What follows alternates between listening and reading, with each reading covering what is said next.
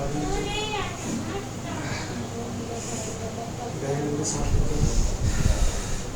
Back को मेरे ऊपर फॉल कर और गहरे के साथ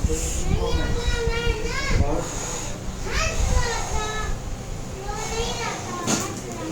गुड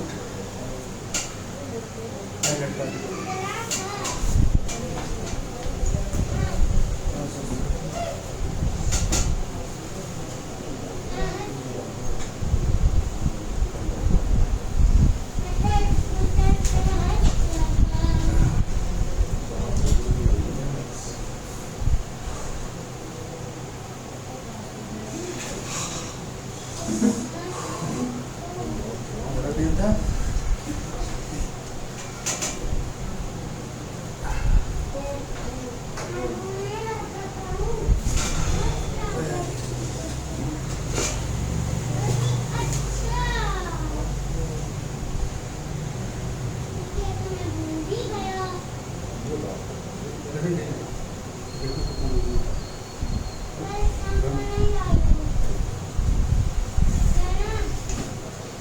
साहिल जो है 1 महीना अपना लगभग पूरा 1 महीना पूरा हुआ ना, 1 month, and he is having ankylosing spondylitis grade 4 और he was having difficulty in walking in doing his daily activities.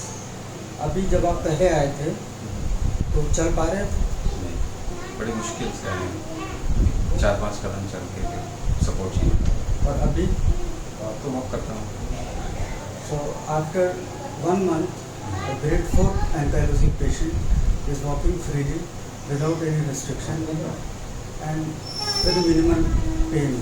So chiropractic adjustment थोड़ा सा पेन होता है but it is for good.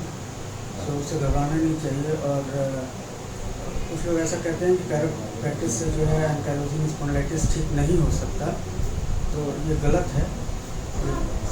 पूरी तरीके से ठीक हो जाता है और पेशेंट की मोबिलिटी पहले से बहुत अच्छी हो जाती है। पहले इनकी नेक बिल्कुल नहीं मुड़ती।